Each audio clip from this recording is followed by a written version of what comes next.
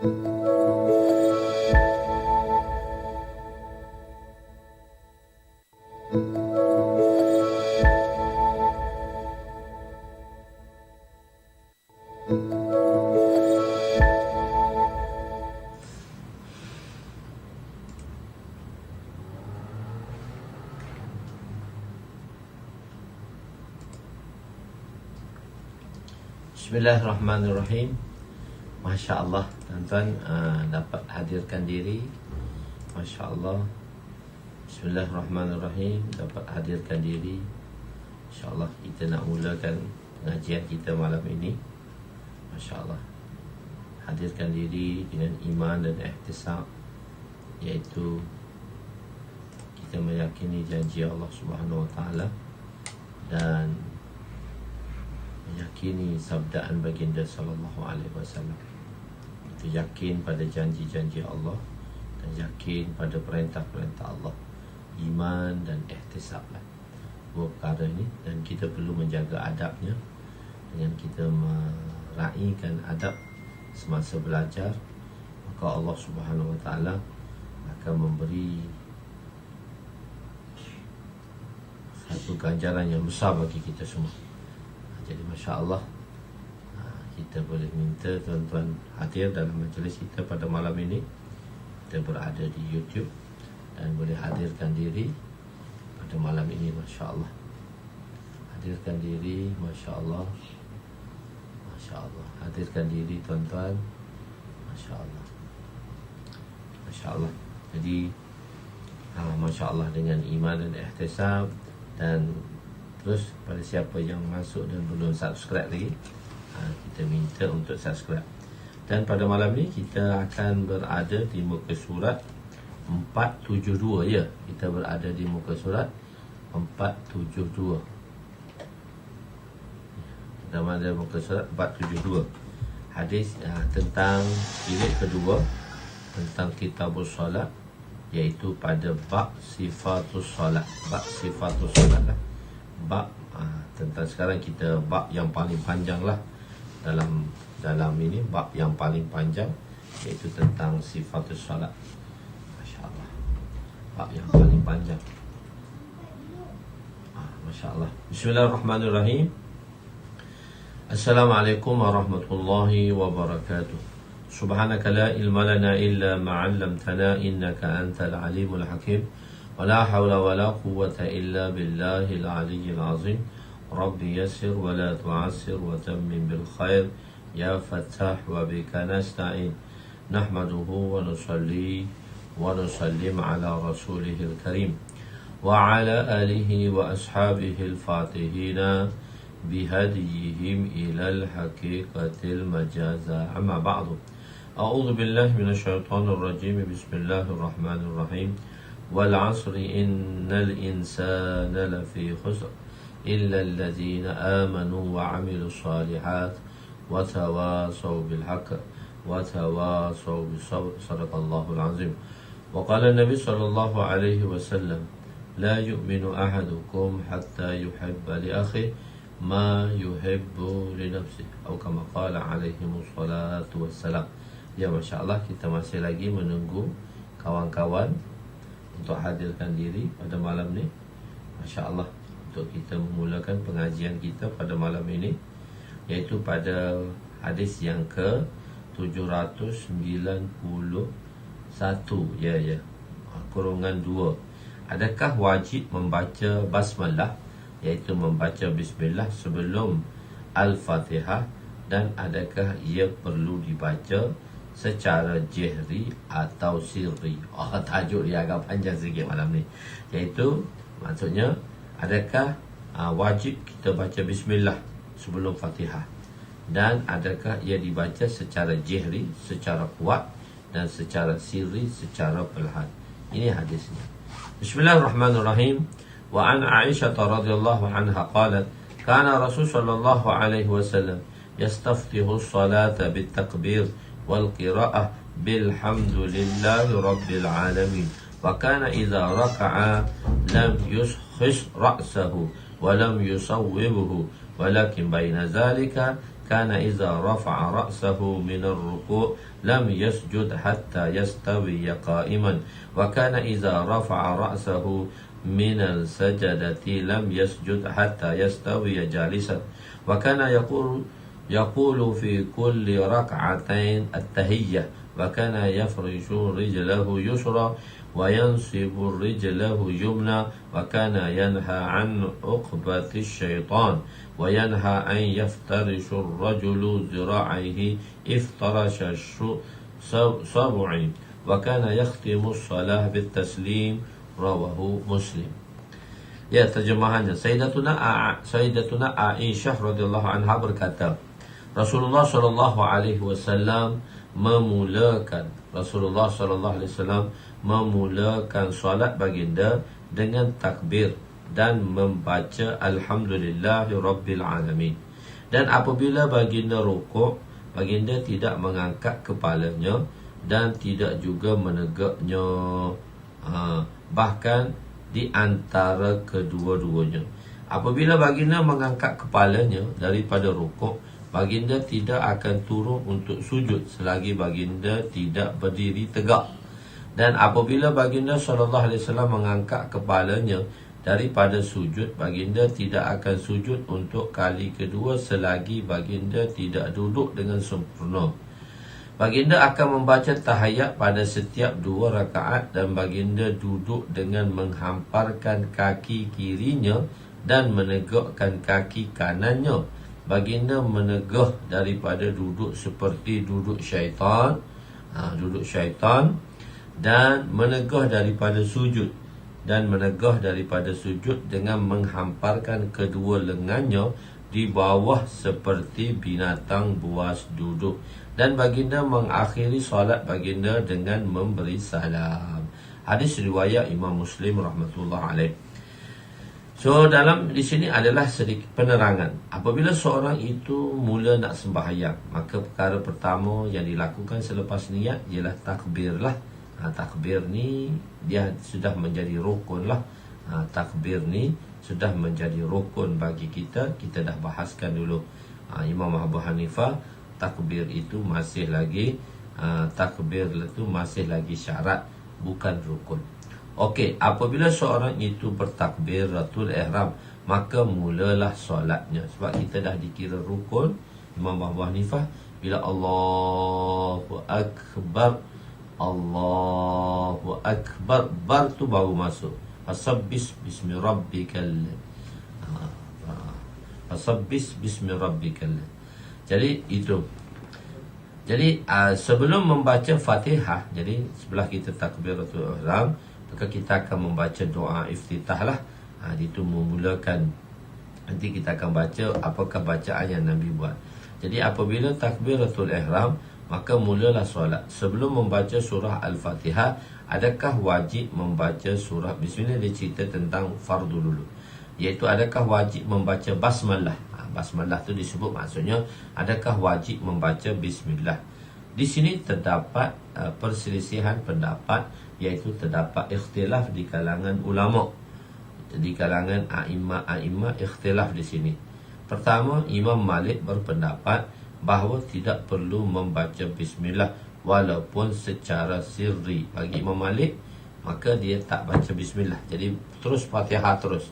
Tak ada doa iftitah, terus Fatihah. Terus baca Alhamdulillahirabbil alamin. Baca perlahan pun tak, baca kuat pun tak. Tak ada Bismillah perlahan atau kuat. Mengikut a'imah salas, imam yang 3 selain daripada Imam Malik, iaitu Imam Abu Hanifah, Imam Syafi'i dan Imam Ahmad, berpendapat perlu membaca Bismillah. Perlu, cuma berlaku perselisihannya pada hukum. Imam Abu Hanifah mengatakan bahawa membaca basmalah, yakni Bismillah, hukumnya sunat, iaitu mustahab saja. Kerana Bismillah hanyalah fasil baina suratan, pemisah antara 2 surah. Jadi tengok dalam Al-Quran begini. Bagi mazhab kita Imam Syafi'i rahmatullah alaih, Bismillah itu merupakan bahagian dalam Al-Quran. Bismillah merupakan sebahagian daripada Al-Quran. Jadi Bismillah itu termasuk dalam Al-Quran lah. Baca sebelum awal-awal di setiap surah, kecuali surah Bara'ah, iaitu surah Taubah dan surah Bara'ah tidak perlu dibacanya bismillah. Okey, jadi bagi mereka dan bagi Imam Abu Hanifah pendapat beliau, bagi Imam Hanafi pendapat beliau, bismillah itu iaitu fasil, pemisah antara dua surah, pemisah antara dua surah. Manakala pendapat Imam Ahmad dan Imam Syafi'i menyatakan wajib sebagaimana Fatihah dibaca, bismillah juga dibaca wajib, kerana bismillah adalah satu bahagian daripada setiap surah. Mana setiap surah ada bismillah, dan bismillah itu sebahagian daripada setiap surah. Adakah bismillah itu dibaca secara sirri, perlahan, atau bismillah itu dibaca secara jihri? Mengikut pendapat Imam Abu Hanifah mengatakan secara sirri, perlahan saja, tak payah bunyi. Biasanya bunyi ni maksudnya saut itu sekadar terdengar di telinga, itu maksudnya kuat. Bagi seorang sembahyang, bagi orang yang sembahyang muftarid lah, orang yang sembahyang tak berjemaah, sembahyang seorang munfarid, sembahyang yang munfarid. Tapi kalau sembahyang berjemaah, imam perlu membaca bismillah dengan bacaan yang kuat. Imam tadi perlu baca bismillah dengan bacaan yang kuat. Okey, Imam Syafi'i berpendapat membaca secara kuat, iaitu membaca secara jihri dengan kuat lagi, berdalilkan hadis yang diambil dalam kitab hadis Imam Daruqutni dan Imam Syafi'i. Bukan bermakna bahawa Nabi tidak membaca doa iftitah. Bahkan dalam hadis ini hanya ingin fokuskan mengenai qiraah yang wajib. So hadis ni tak ada ke doa iftitah atau sana'? Sebab apa? Selepas kita takbiratul ula, takbiratul ihram, maka sebelum bacaan Fatihah dan bismillah ada lagi bacaan sunat. Bagi kita mazhab Imam Syafi'i, kita baca dia iftitah. Hanaf dia baca sana'. Dia mulakan dengan sana', dia panggil sana'. Subhanakallahumma wa bihamdika wa tabarakasmuka wa ta'ala jadduka wa la ilaha ghairuka. Itu sana' dia panggil. Itu Allahu Akbar kabira walhamdulillahi katsira wa subhanallahi bukratan wa asila wajjahtu wajhiya lillazi. Itu kita baca ila akhirih. Okey, jadi bukan tak sebut, cuma di sini ialah pengarang pemerawi nak menjelaskan bacaan-bacaan yang wajib saja. Mazhab Hanafi memanggilnya sana' dan kita memanggilnya dengan bacaan iftitah. Apabila rukuk maka perlu tamakninah dan luruskan bahagian belakang badan. Bila rukuk pula kita perlu tamakninah, bukan terus rukuk dan bangun daripada rukuk. Ketika tahiyat awal duduk iftirash. Duduk tahiyat awal ni duduk iftirash, iaitu dengan membuka kaki kiri dan meletakkan punggung di atasnya. Buka kaki kiri, letak punggung atasnya dan menegak tapak kaki kanan. Ketika tahiyat akhir, kita duduk tawarruk, iaitu dengan meletakkan punggung di atas lantai dan mengeluarkan kaki kiri di bawah kaki kanan dan menegakkan tapak kaki kanan. Itu kita panggil dia duduk tawarruk. Duduk macam tu, duduk yang kita panggil duduk tahiyat akhir lah. Dan duduk tahiyat awal, tu kita panggil dia duduk iftirash, iftirash. Dan duduk tahiyat akhir tu iaitu kita panggil duduk tawarruk, duduk dengan tawarruk lah, duduk tawarruk. Okey.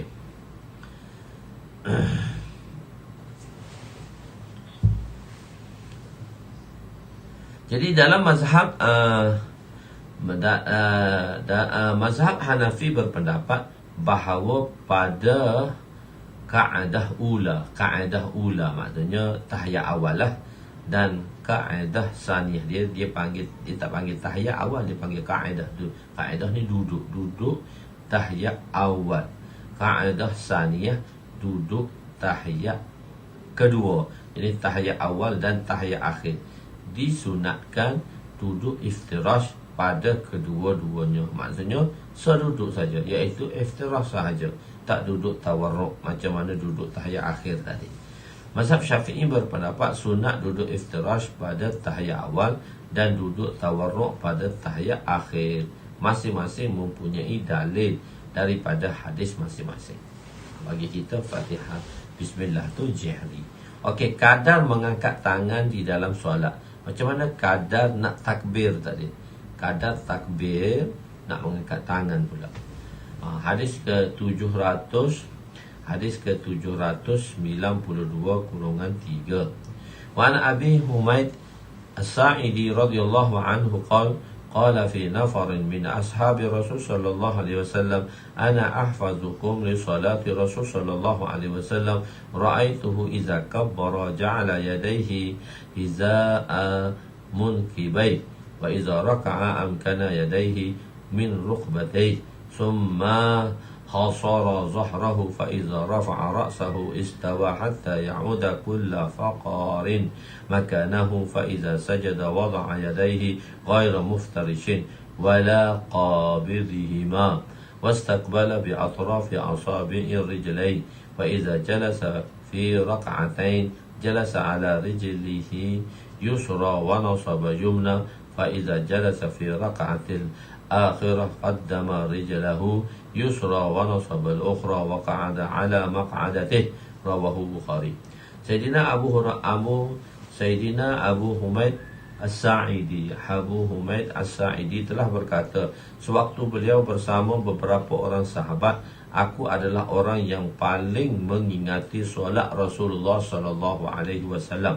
Aku melihat apabila baginda bertakbir, baginda akan meletakkan kedua tangan baginda setentang dengan kedua bahu. Apabila baginda rukuk, maka baginda akan menggenggam lutut dengan kedua tangan baginda. Kemudian baginda akan meratakan badan baginda. Apabila baginda mengangkat kepala daripada mengangkat kepala baginda akan bangkit dan berdiri lurus sehingga setiap sendi kembali kepada tempatnya. Apabila baginda sujud, baginda akan meletakkan tangan baginda dengan tidak menghamparkan kedua lengan baginda dan tidak menggenggam anak jari.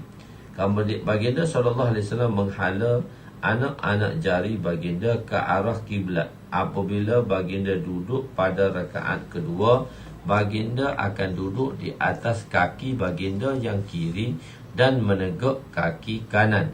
Apabila baginda duduk pada rakaat terakhir, maka baginda akan mengeluarkan kaki kiri dan menegakkan kaki yang satu lagi, yakni kanan, dengan duduk di atas lantai. Punggung tu duduk atas lantai, tu duduk tawarruk.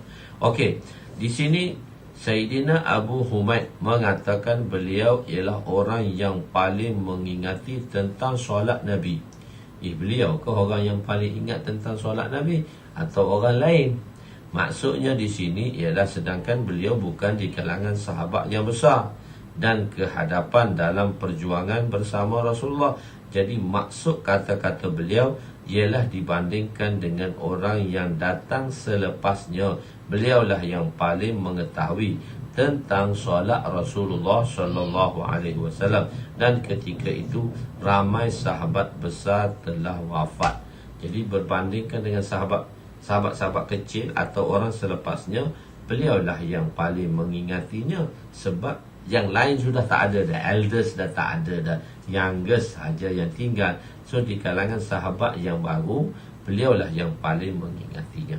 Okey, di sini di dalam kadar di sini ada terdapat seperselisihan pendapat mengenai kadar mengangkat tangan semasa takbiratul ihram, sebab keperbagian hadis menyebabkan berbagai-bagai cara mengangkat tangan semasa takbir. Okey, mengikut Imam Abu Hanifah berpendapat perlu mengangkat tangan sehingga ibu jari setentang dengan cuping telinga. Ibu jari setentang dengan cuping telinga. Ibu jari ni setentang dengan cuping telinga. Okey, itu masa takbir Allahu Akbar. So dia tak rapat sini, dia tak rapat ni. Ni dia tak rapat, dia kerenggangkan, dia renggangkan macam tu. Dia menghadap ke kiblat. Allahu Akbar. Begitu. Dan mengikut mazhab a'imah salas pula, iaitu selain daripada Imam Hanifah, ke arah ke paras bahu dan pergelangan tangan setentang dengan dada. Di bawah sikit. Dia bawah sikit. Dia begitu. Kita Imam Salas dia bawah sikit. Dia bawah sikit. Allahu Akbar. Dia bawah sikit. Tadi kan gitu atas. Ni di bawah sikit. Okey. Perbezaan pendapat a'imah disebabkan berbezanya riwayat. Perbezaan ini berbeza dengan riwayat, setentang dengan bahu, dan sebahagian mengatakan setentang dengan cuping telinga. Jadi masing-masing mengambil dalil di dalam hadis masing-masing. Lepas tu menggenggam lutut pula. Genggam lutut dengan kedua tangan. Genggam lutut dengan kedua tangan. Kita genggam lutut. Masa rokok tu bukannya tangan kita di betis, tapi di lutut, dan memegang lutut tadi, menggenggam lutut tadi. Menggenggam lutut, yakni bukan sekadar meletak sahaja, tak. Apabila rukuk akan lebih cepat terasa lenguh berbanding sujud. Apabila rukuk akan cepat rasa lenguh berbanding sujud, kerana ketika itu rukuk bebanan badan lebih terasa. Sebab tu rukuk ni Masya Allah, rukuk ni dah lama. Masa baru ni kan kita bagi tahu sembahyang gerhana tu, Pak Imam tu dia rukuk sama dengan qiyam. Kesian pakcik-pakcik belakang tu, lama rukuk. Sebab rukuk tu kita hanya berpegang kepada kaki saja. Rukuk tu kita pegang kaki je. Kita duduk kat kaki saja. Kita berpegang di kaki saja rukuk tadi. Rukuk tu di kaki. Okey. Jadi sekarang ialah rukuk tu di kaki, pegang kat kaki je. Sebab tu kita kena genggam di lutut tu dengan kita buka sikit. Kita bukakan tapak tangan kita, kita genggam macam tu.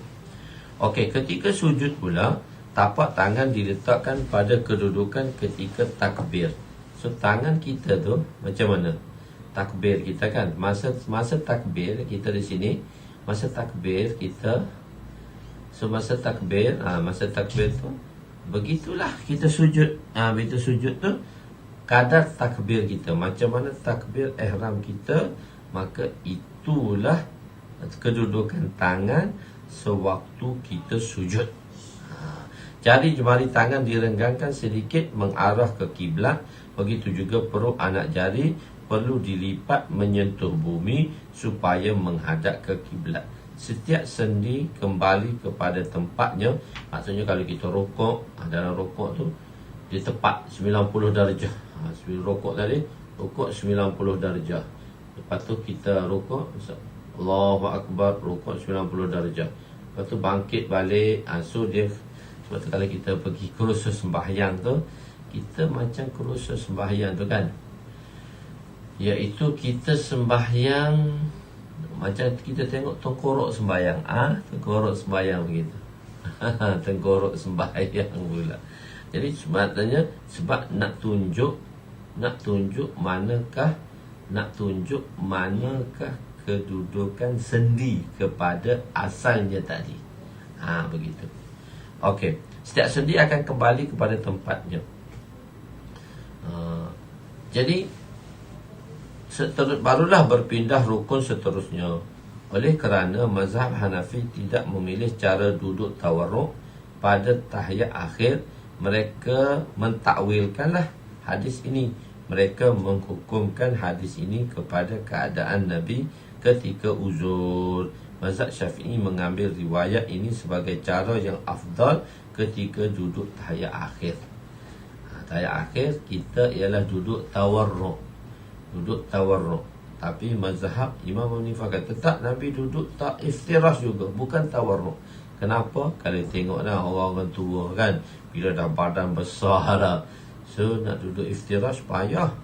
Nak duduk tawarruk tu payah. Duduk iftirash mudah. Jadi biasanya kalau kita tengok Kalau kita tengok orang dah sembahyang di rakaat terakhir tu, dia duduk tau iftirash, maksudnya dia susah dah nak duduk tawarruk tadi. Mungkin badan besar, mungkin apa-apa sekali lah. Bila dah umur tua ni kan payah dah. Begitu. Kita kembali kepada mazhab Imam Abu Hanifah. Okey. Seterusnya, masalah rafa' yadain, mengangkat kedua tangan. Macam mana mengangkat kepada kedua tangan dalam rafa' yadain kita tadi? Okey.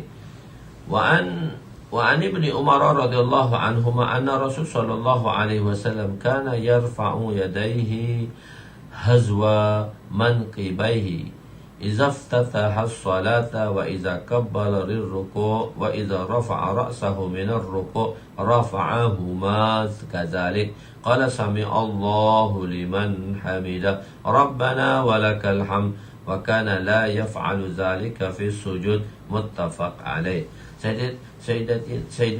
Sayyidina Ibnu Umar radhiyallahu anhu meriwayatkan bahawa Rasulullah sallallahu alaihi wasallam mengangkat kedua tangan baginda setentang dengan kedua bahu baginda sewaktu memulakan solat.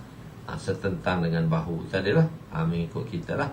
Dan baginda bertakbir untuk rukuk dan mengangkat kepala daripada rukuk, maka baginda akan meletak sedemikian juga dan membaca bila saya Sami Allahu liman hamidah. Begitu. Jadi semoga Allah Subhanahu wa taala, Allah Taala telah mendengar pujian daripada hamba-Nya. Rabbana walakal hamd. Semoga Allah menerima pujian orang-orang yang memujinya. Wahai Tuhan kami, hanya untuk-Mu lah segala pujian. Dan baginda tidak melakukan begitu ketika sujud. Hadis muttafaq alaih. Iza ftataha as-salah, bila kita mulakan solat, maksudnya lah Nabi mengangkat kedua tangan baginda pada permulaan takbiratul ihram. Ini maksudnya bila mulakan solat. Maksud Sami Allahu liman hamidah ialah Allah mendengar pujian hamba yang memujinya, atau Allah menerima pujian mereka. Telah kita katakan bila sahabat dalam hadis, manakah doa yang paling Allah terima, manakah tempat doa yang paling Allah terima? Nabi kata, ayu doa, sahabat tanya, ayu doa asma'u indallah. Itu perkataan Sami'ah dalam bab ism tafzil. Ayu doa asma'u indallah, manakah doa yang paling Allah terima? Di dua tempat, jawful lail kullu duburi as-salawati maktubah, iaitu di doa di tengah malam dan doa setiap selepas sembahyang, doa setiap selepas sembahyang fardu, doa setiap selepas sembahyang fardu. Begitu. Okey. Jadi rafa' yadain adalah perbuatan mentakzimkan Allah. Angkat tanganlah. Antara hikmah menghala kedua belah tangan ke arah kiblat sewaktu takbiratul ihram ialah mengisyaratkan bahawa musalli meletakkan dunia, bahkan segala-galanya di belakang, dan tawajjuh hanya semata-mata kepada Allah. Bila kita kata Allahu Akbar, kita tolak habis dunia ni ke belakang. Sekarang hubungan kita, tawajjuh kita kepada Allah Subhanahu wa taala semata-mata. Begitu. Itu hikmah dia tadi. Setentang dengan bahu, mazhab Hanafi menghukumkan hadis itu ke atas wanita. Jadi oleh kerana tangan mereka berada di dalam kain, ianya tidak perlu diangkat tinggi sangat. Adapun mazhab Syafi'i, maka mereka menggunakan semua riwayat dan menjamakkannya, mengumpulkannya. Tidak ada perbezaan antara wanita dan lelaki di sisi mereka. Takbiratul ihram adalah fardu, cuma berlaku ikhtilaf mengenai hukum mengangkat tangan. A'imah arba'ah mengatakan hukumnya sunat muakkadah. Imam mazhab Zahiri pula mengatakan hukumnya fardu. Mereka beristidlal bahawa Nabi muwazabah, iaitu Nabi berterusan melakukan perbuatan. Jamhur menjawab bahawa perbuatan Nabi berterusan dalam melakukan Perbuatan Nabi berterusan dalam melakukan semua perkara tidak menghasilkan hukum wajib, bahkan sunat muakkadah sahaja. Kalau tidak muwadzabah, maka ianya sunat ghair muakkadah. Begitu. A'immah arba'ah ikhtilaf mengenai hukum rafa' yadain pada setiap daripada takbiratul ihram.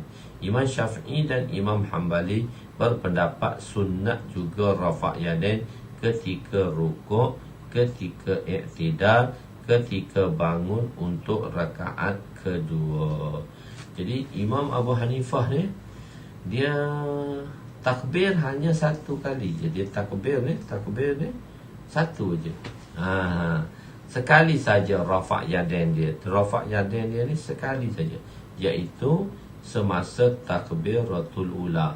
Takbiratul ihram dia angkat rafa' yadain, maksudnya dia mengangkat. Jadi kita katakan Allahu akbar, sami Allahu liman hamidah. Kita tak, masa kita takbir, masa nak rokok, kita juga rafa' yadain. Masa bangun daripada rokok, rafa' yadain 3. Lepas tu satu lagi apa dia? Masa bangun pada rakaat ketiga selepas tahiyat awal. Bukan naik rakaat kedua rafa' yadain juga. Tak, itu tak disunatkan. Itu tak ada dalam mazhab kita. Ada orang tu bangun rakaat kedua pun angkat tangan, rafa' yadain. Bangun rakaat ketiga pun angkat tangan, rafa' yadain. Bangun rakaat keempat pun angkat tangan, rafa' yadain. Tak, kita rafa' yadain bangun daripada rakaat kedua, iaitu rakaat yang mana terdapatnya tahiyat. Rakaat yang mana terdapatnya tahiyat. Okey. Imam Abu Hanifah Maliki pula melihat aula tidak mengangkat tangan pada tempat tersebut. Jadi kalau kita sembahyang kat Hanafi kan selalu kita angkat tangan. Dia tengok kita, budak ni Wahabi ke pula. Sebab gini kan kita dah beritahu, kalau orang apa dia ni, kalau orang-orang Salafi di Pakistan, dia mirip sembahyang dia seperti sembahyang mazhab Syafi'i. Begitu. Kalau di Malaysia, mirip sembahyang dia seperti mazhab Hanafi. Begitu, pelik sikit dia orang. Tak apalah. Okey. Hadis yang seterusnya iaitu 794 kurungan 5. 794 kurungan 5. Okey.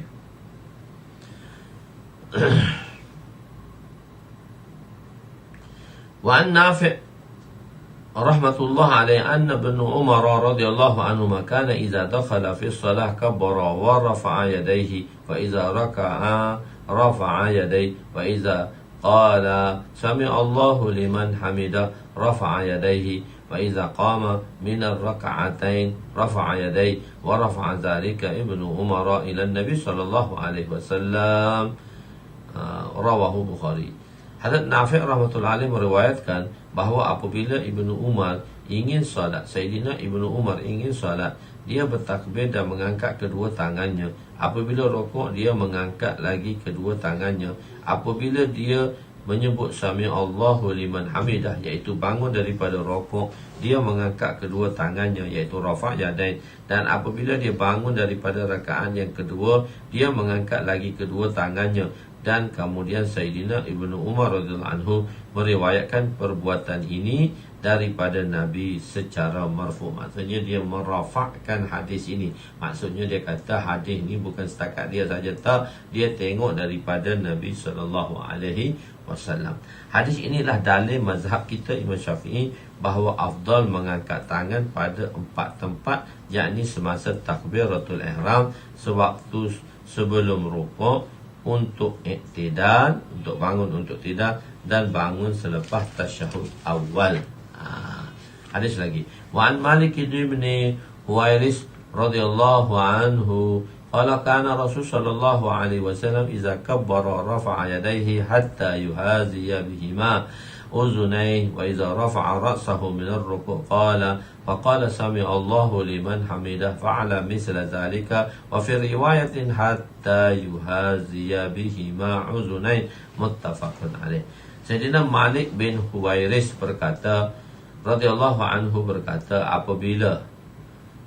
apabila Rasulullah sallallahu alaihi wasallam bertakbir, baginda akan mengangkat kedua tangannya sehingga ia berada pada paras kedua telinganya, dan apabila dia mengangkat kepalanya daripada rukuk, baginda menyebut Sami Allahu liman hamidah. Baginda melakukan sedemikian dalam riwayat yang berbunyi sehingga kedua tangannya setentang dengan telinganya. Hadis muttafaq alaih. Hadis ini dalil pada mazhab Hanafi. Apabila takbir, maka perlu mengangkat tangan ke aras telinga dan ibu jari menyentuh cuping telinga. Hadis ini juga menunjukkan mengangkat tangan pada dua tempat sahaja. Mazhab Syafi'i mengatakan dua tempat sahaja. Hadis ini disebut Sami Allahu liman hamidah, mengangkat kepalanya daripada rukuk ke paras bahu, dan baginda melakukan sedemikian. Malam ni kenapa mengantuk dah ni tuan yang baca ni.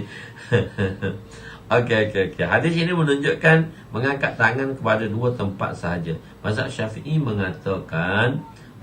mengatakan bahawa dua tempat tidak menafikan empat tempat. Imam Syafi'i telah mengumpulkan semua hadis untuk mensabitkan bahawa perlu mengangkat tangan kepada empat tempat. Empat tempat tadi mana kita rafa' yadain. Duduk, masalah duduk istirahat. Iaitu daripada rakaat kedua nak masuk ke dari rakaat pertama nak berdiri ke rakaat kedua, dan daripada rakaat ketiga nak masuk rakaat keempat. Itu kita panggil dia tempat duduk istirahat. Pada rakaat kedua pada rakaat pertama nak naik rakaat kedua, daripada rakaat ketiga nak naik rakaat keempat. Sebelum tu duduk, ada tak duduk istirahat ni? Wa anhu annahu ra'a an-nabiy sallallahu alaihi wasallam yusalli fa idza kana fi witrin min as-salatihi lam yanhaz hatta yastawi qa'idan, rawahu Bukhari. Sayyidina Malik bin Huwairis radhiyallahu anhu meriwayatkan bahawa beliau melihat Nabi sallallahu alaihi wasallam solat. Nabi solat apabila baginda berada pada rakaat yang ganjil. Baginda tidak bangun selagi baginda tidak duduk secara sempurna terlebih dahulu. Baginda tak akan bangun, baginda duduk.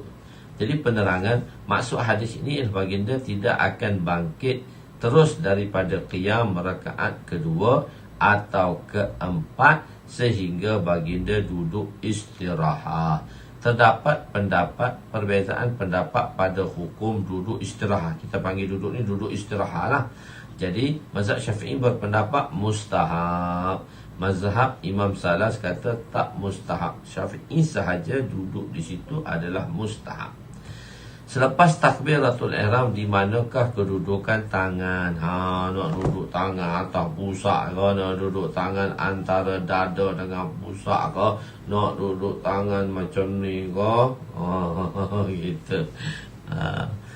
Okey. وعن وائل بن حجر رضي الله عنه أنه رأى النبي صلى الله عليه وسلم رفع يديه حين دخل في الصلاة كبر ثم التحف بثوبه ثم وضع يده اليمنى على اليسرى فلما أراد أن يركع أخرج يديه من الثوب ثم رفعهما وكبر وركع فلما قال سمع الله لمن حمده رفع يديه فلما سجد سجدتين كفيه, rawahu Muslim. Sayyidina Wa'il bin Hujur radhiyallahu anhu meriwayatkan bahawa beliau melihat Rasulullah sallallahu alaihi wasallam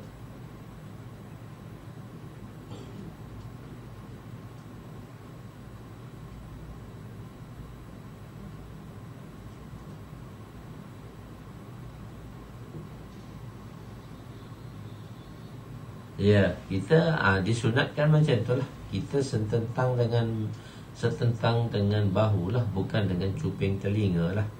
Kita kalau nak buat gini tak ada masalah. Jadi kita setentang dengan cuping telinga lah, setentang dengan bahu ni, di bawah gini.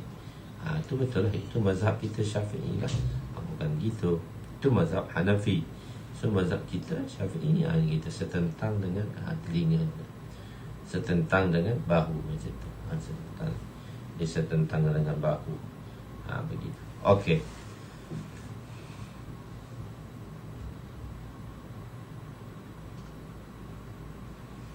Saya pernah dengar seorang ustaz kata bila angkat takbir di rakaat 1 dan 3, dia buat 4 gerakan, 2 tangan dan 2 tangan kanan dan 2 tangan kiri. Itu dari segi istilah dia saja tu. Dia kata sedemikian. Saya dengar seorang ustaz kata bila angkat takbir di rakaat pertama dan ketiga, dia buat 4 gerakan, 2 tangan dan 2 kaki. Kenapa pula 2 tangan dan 2 tangan kanan, 2 tangan kiri? Jadi 4. So batal lah. Dia tak boleh kita mengangkat tangan. Mana kita buat gerakannya? Sebab Nabi mengangkat. Jadi mana ada gerakannya?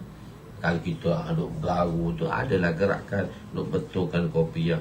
So kita angkat sekali, 2 kali. Sebab tu dia kata 4 tu sekali, 2 kali. Kalau lebih daripada 3, dia kata batal. Tak ada. Bukan macam tu. Sebab Nabi mengangkat tangan. Jadi macam mana jadi 4 pula? Tu dia nak mensabitkan bahawa tidak ada angkat tangan lah tu. Tidak ada rafa' yadain. Dan kita mazhab Syafi'i ada rafa' yadain. Dan ini hadis yang kita pegang. So tak adalah banyak 4. Jadi bila angkat takbir rakaat pertama, dibuat 4 gerakan, 2 tangan setentang dengan bahu. Bukan setentang dengan telinga kan? Ya, setentang dengan bahu. Ini mudah kita pakai. Mudah.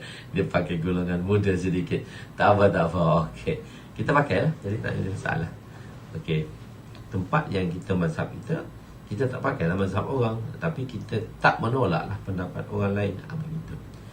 Khair. Duduk istirahat tadi. Takbiratul Allah. Okey. Wa'il bin Hujr meriwayatkan bahawa beliau melihat Nabi mengangkat kedua tangannya ketika memulakan solat. Baginda takbir, kemudian baginda berselubung dengan bajunya, kemudian meletakkan tangan kanannya di atas tangan kirinya. Baginda ingin sujud. Apabila baginda ingin sujud, baginda mengeluarkan tangan daripada baju, kemudian mengangkatnya dan takbir lalu rukuk. Baginda menyebut Sami Allahu liman hamidah. Baginda mengangkat tangannya, dan apabila baginda sujud, baginda akan sujud di antara 2 tapak tangannya. Berselibuh kan, mana dimasukkan dulu kan tangan baju kan dia ada besar, tangan baju kecil. Tangan baju besar dan tangan baju kecil dia masuk. Yang Nabi sembahyang ni waktu tangan baju besar lah. Tangan baju besar. Begitu. Tapi sebelum ni kita dah beritahu tangan lengan baju Nabi tu kecil. Kadang-kadang Nabi pakai jenis lengan baju kecil. Nabi keluarkan daripada baju untuk berwudu. Jadi tak semestinya kalau tangan lengan kecil tak payahlah masuk. Begitu. Kalau tangan kecil tak payahlah masuk. Mazhab Maliki berpendapat mustahab melepaskan kedua tangan. Jadi masa qiyam tu mazhab Maliki lepas tangan. Itu bagi mereka tak angkat tangan, dia lepas. Imam Salas berpendapat meletakkan tangan di atas tangan kiri, meletakkan tangan kanan di atas tangan kiri, berdalilkan hadis ini. Mazhab Arba'ah menyatakan bahawa kedudukan tangan ketika sujud ialah seperti kedudukan ketika takbir. So dalam hadis ni dia tak katalah duduk atas ni. Nanti sebab tu kedudukan dalam masa qiyam tu Imam Abu Hanifah duduk di bawah pusat, letak di bawah pusat. Jadi kedudukan dia tu di bawah pusat. Di bawah pusat. Dia duduk gitu.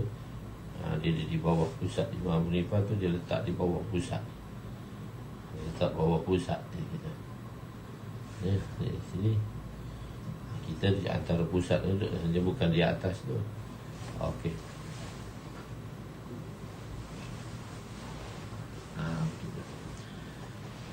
Iya.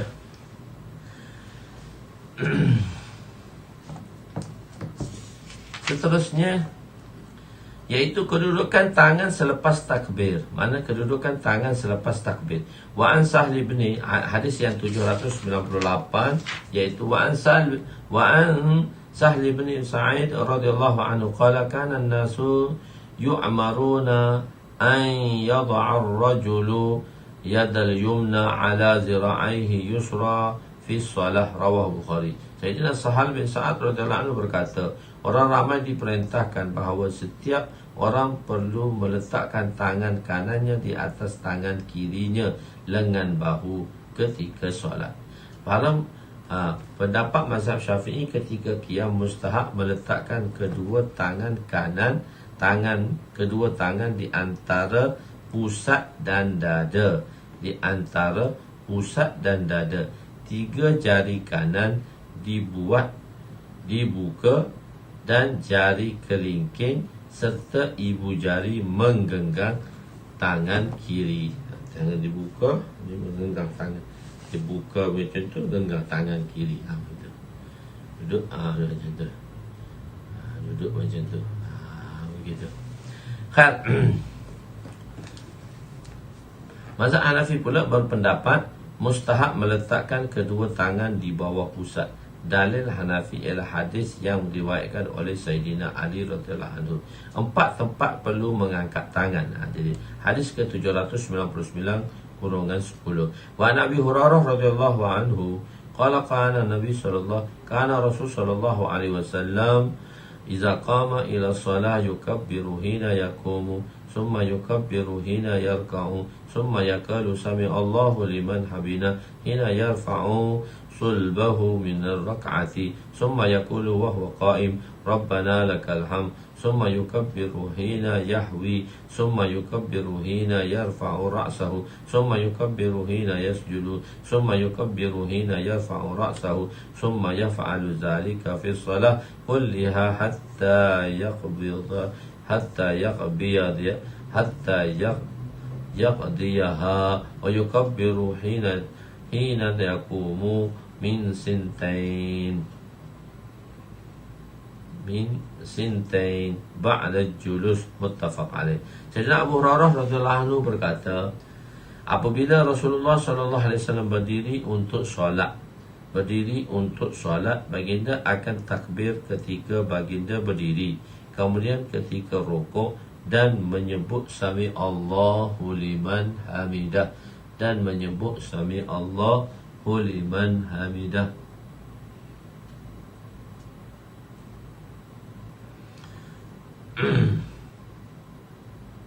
Ketika menegakkan tulang belakang daripada rukuk, kemudian menyebut Rabbana lakal hamd ketika baginda berdiri, kemudian takbir ketika turun untuk sujud, kemudian takbir lagi ketika mengangkat kepalanya daripada sujud, kemudian takbir lagi untuk sujud semula, dan sekali lagi ketika mengangkat semula kepalanya. Begitulah baginda lakukan pada setiap rakaat sehingga selesai, dan baginda takbir daripada apabila bangun daripada tasyahud awal, dan baginda takbir apabila bangun daripada tasyahud awal.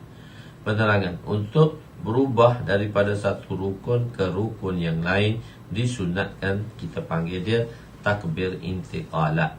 Imam perlu membaca dengan kuat, tetapi pada zaman Khalifah Bani Umayyah, orang ramai telah meninggalkan menyebut takbir intiqalah secara jihri yang kuat, yakni mereka menyebut dengan perlahan.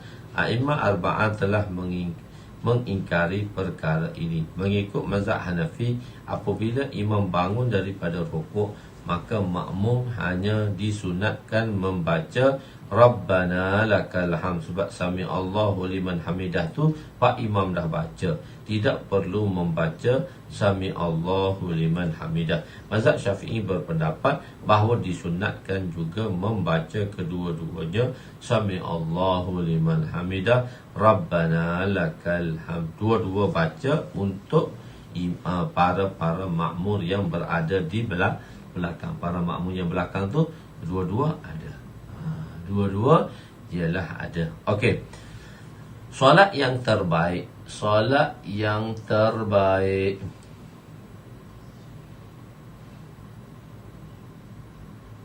Okey, kita dah 50 minit dah. Solat yang terbaik ialah solat yang paling lama qiyamnya. Wa an Jabir radhiyallahu anhu. Wa an Jabir radhiyallahu anhu qala Rasul sallallahu alaihi wasallam afdalus salat tulul qunut wa huwa rawahu Muslim. Sayyidina Jabir radhiyallahu anhu meriwayatkan bahawa Rasulullah sallallahu alaihi wasallam bersabda, solat yang paling afdal adalah yang panjang kunutnya. Telah kita beritahu dahulu, kunut ini adalah satu perkataan mustarak, iaitu satu perkataan yang mana mempunyai banyak, yang mempunyai makna yang berbilang, sekurang-kurangnya 2 makna. Dan setiap makna ialah menunjukkan pada makna hakikat, bukannya makna majaz. Bukan makna majaz, tapi makna hakikat. Sebab satu-satu makna dia ada 2 makna. Satu makna hakikat dan satu lagi makna majaz. Makna majaz, makna hakikat iaitu makna yang asal lah. Makna asal. Dan kalau makna asal ni pula, kalau dia tengok pula dari segi pihak mana. Misalnya perkataan solat. Kalau di segi ahli lughah, maksud solat ni ialah doa. Tapi kalau dari segi ahli syarak, fiqh, syarak, maksud solat ni ialah solat ini ialah arkan maksusah, rukun-rukun yang khusus yang berada di dalam solat, dimulakan daripada takbiratul ihram sehingga salam. Sehingga salam. Itu maksud dia. Jadi qiyam tadi. Jadi ni nak beritahu. Jadi nak bagi tahu, maknanya nak bagi tahu bahawa makna tadi makna mustarak, iaitu makna mustarak. Begitu. Begitu juga dalam solat terdapat banyak amalan seperti qiyam, seperti sujud, seperti rukuk, seperti duduk dan lain-lain. Maka mereka telah ikhtilaf. Jadi mereka telah ikhtilaf. Maka telah berikhtilaf a'imah berkenaan rukun manakah lah yang paling afdal. Di antara 4 tu besar tu, qiyam, sujud, rukuk dan tahiyat. Qiyam, sujud dan rukuk. Sebahagian ulama berpendapat bahawa terpulanglah kepada musalli, sama ada ingin memanjangkan qiyam atau sujud, sama sahaja. Mazhab Hanafi berpendapat memanjangkan sujud. Mazhab Syafi'i, mazhab Hanafi berpendapat afdalnya memanjangkan sujud. Mazhab Syafi'i berpendapat afdal memanjangkan qiyam kerana lebih musyaqqah, susah. Sebab ganjaran diberi mengikut kadar musyaqqah tadi. Nabi solat sehingga bengkak kaki. Dalam keadaan berdiri dalam solat boleh memanjangkan bacaan Al-Quran, berbeza ketika sujud. Ianya tidak dituntut. Bahkan tak boleh baca, tak dapat pahala pun masa sujud. Masa rukuk, baca Quran tak boleh. Baca Quran. Setiap rukun ada tasbih dan qiyam. Ketika qiyam ialah setiap rukun ada tasbih, bacaan dia lah. Tasbih ni maksud dia bacaan dia. Jadi masa qiyam, tasbih dia apa dia? Quran.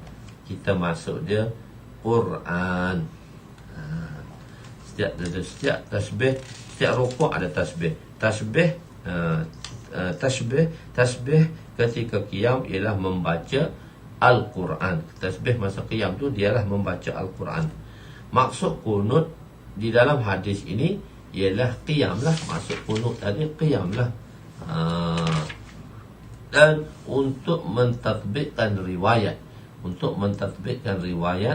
riwayat solah yang paling terbaik ialah solah yang panjang rakaatnya dan panjang sujudnya. Sujud yang panjang, rakaat yang panjang. Itu yang terbaik di dalam solat. Kaifiat solat Nabi sallallahu alaihi wasallam. Kaifiat solat Nabi sallallahu alaihi wasallam. Wa an Abi Humaid As-Sa'idi radhiyallahu anhu qala في 10 من أصحاب النبي صلى الله عليه وسلم أنا أعلمكم بصلاة الرسول صلى الله عليه وسلم قالوا فأعرض قال كان النبي صلى الله عليه وسلم إذا قام إلى الصلاة رفع يديه حتى يهازي بهما منكبيه ثم يكبر ثم يقرأ ثم يكبر ويرفع يديه حتى يهازي بهما منكبيه ثم يركع ويضع راحلته على ركبته ثم يعتدل فلا يصبي رأسه ولا يقنع ثم يرفع رأسه فيقول سمع الله لمن حمده ثم يرفع يديه حتى يهازي بهما منكبيه معتدلا ثم يقول الله أكبر ثم يهوي إلى الأرض ساجدا فيجافي يديه عن جنبيه ويفتح الأصابع رجليه ثم يرفع رأسه ويسني رجله يسرى ويقعد عليها ثم يعدل حتى يرجع كل عزم في موضعه معدلا ثم يسجد ثم يقول الله أكبر ويرفع ويسني رجله يسرى ويقعد عليها ثم يعدل حتى يرجع كل عزم إلى موضعه ثم ينهض ثم يصنع في الركعة الثانية مثل ذلك ثم إذا قام من الركعتين كبر ورفع يديه حتى يهادي بهما منكبيه كما كبر عند الافتتاح الصلاة ثم يصنع ذلك في بقية الصلاة ثم حتى إذا كانت السجدة التي فيها التسليم أخر رجله اليسرى وقعد متوركا على شقه اليسرى ثم سلم ثم صدقت هكذا كان يصلي ورواه أبو داود والدارمي ورواه الترمذي وابن ماجه معناه. وقال الترمذي هذا حديث حسن صحيح. وفي رواية لأبي داود من حديث أبي حميد ثم ركع ووضع يديه على ركبته كأنه قابض عليها ووتر يديه فنهاهما عن جنبيه وقال ثم سجد أمكن أنفقه وجبهته أرضا ونهى يديه عن جنبيه ووضع كفيه حذو منكبيه وفرج بين فخذيه غير عامل بطنه على شيء من فخذيه حتى فرغ ثم جلس فافترش رجله اليسرى فأقبل بصدر اليمنى على قبلة ووضع كفه يمنى على ركبته اليسرى وكفه اليسرى على ركبته اليسرى وعشر بأصبعه يعني الشبابة وفي الأخرى له فإذا قعد على ركعتين وقعد على بطن قدمه يسرى ونصب يمنى وإذا كان في الرابعة أفضى بورقه يسرى إلى الأرض وأخرج قدميه min nahiyatin wahidah. Panjang. Hadis itu panjang. Khair, insyaallah nanti kita berhenti di sini dulu pada malam ni. Kita akan sambung untuk akan datang lagi lah. InsyaAllah pada malam esok kita akan sambung lagi pengajian kita masih lagi dalam sifatus solat. Jadi ada beberapa perkara dalam sifatus solat insyaAllah. Masih panjang. Bab yang paling panjang ialah dalam sifatus solat lah, supaya kita dapat beramal dengan apa-apa yang telah ditentukan oleh ulama dalam mensabitkan sesuatu hukum. Wallahu a'lam. Aku qouli hadza astaghfirullahal azim li wa li walidayya wa li jami'il muslimina wal muslimat wal mu'minina wal mu'minat الأحياء منهم وأموات برحمتك يا أرحم الراحمين يا أول الأولين ويا آخر الآخرين ويا ذا القوة المتين ويا راحم المساكين ويا أرحم الراحمين. اللهم اغفر لنا ذنوبنا ووسع لنا خلقنا وطيب لنا كسبنا وقنعنا بما رزقتنا ولا تزهق قلبنا إلى شيء صرفته عنا. وصلى الله على سيدنا محمد وعلى آله وصحبه أجمعين والحمد لله رب العالمين. تقبل الله منا ومنكم يا كريم.